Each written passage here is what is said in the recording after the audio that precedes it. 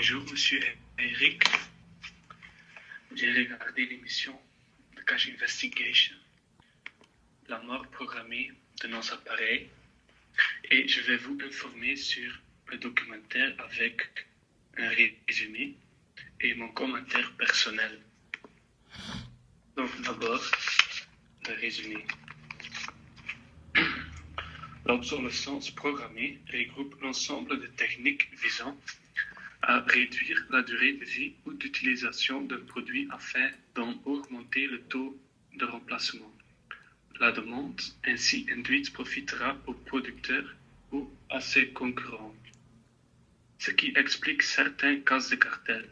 Le secteur bénéficie alors d'une production plus importante, stimulant les gains de productivité et le progrès technique qui accélère l'obsolescence des produits antérieurs. Cette stratégie n'est pas sans risque car elle implique un effort de recherche et développement, n'allant pas toujours dans le sens d'une amélioration du produit. Il y a également un impact écologique direct.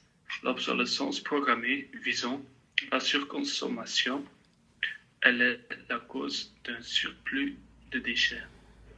Indépendamment de l'état de fonctionnement effectif des produits techniques mis au rebut ou de l'état d'usure des objets d'usage. Les circuits de recyclage ou de conditionnement des matières plastiques et des métaux, en particulier, ne prennent pas en charge le stockage des déchets informatiques, malgré l'abondance de matières premières de valeur qu'ils peuvent contenir comme le fer, l'aluminium, les métaux rares, etc. L'exportation en masse de déchets des pays de grande consommation vers des zones géographiques où le stockage est négociable à moindre coût est d'autant plus problématique et expose classiquement les pays receveurs à des pollutions spécifiques sur les sites de décharge de grande envergure. Donc c'était le résumé. Et enfin, j'ai mon commentaire personnel, donc j'ai mon propre avis. Je pense qu'il ne devrait pas, parce que ce n'est pas amusant pour le consommateur. Et le consommateur est la partie la plus importante. Les entreprises comme Apple produisent des produits qui ne marchent pas encore après quelques années. Après ces années, le consommateur doit acheter un nouveau produit qui coûte très beaucoup.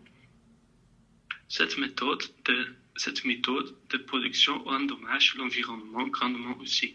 Aujourd'hui, c'est très important que les grandes entreprises montrent un bon exemple et sont respectueuses de l'environnement. Bien sûr, cette méthode de production permet à Apple de livrer leurs produits. Sinon, il y aura trop de pertes. Et les produits étaient beaucoup plus chers que ce qu'ils sont maintenant. Donc, c'était mon propre opinion et un résumé. Donc, merci pour m'écouter et je vous souhaite un bon vacances et une bonne 2017. Au revoir, monsieur.